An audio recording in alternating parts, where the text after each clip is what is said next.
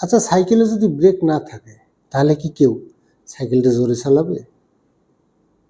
কোনো সাইকেলে ব্রেক নেই, সে সাইকেলটা কি মানুষ জোরে চালাবে নাকি ধীরে চালাবে?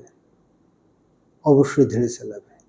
আর যদি ব্রেক থাকে তাহলে মানুষ জোরে চালাবে। সাইকেলের ব্রেক লাগানো হয় মূলত সাইকেলকে থামানোর জন্য না, সাইকেলকে আরো বেশি জোরে চালানোর স্বাধীনতা দেওয়ার জন্য।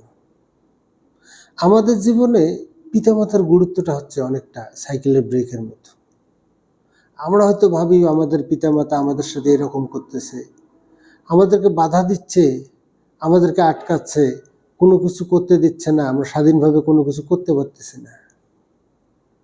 কিন্তু এই পিতামাতার এই বাধাটুক আপনাকে সামনের দিকে দ্রুত গতিতে এগিয়ে চলার জন্য সাহায্য করতেছে, সহযোগিতা করতেছে। আপনি যত বেশি দ্রুত চলেন না কেন, আপনি জানেন যে আপনার পেছনে আপনার পিতামাতা আছে, আপনার ভরসা আছে।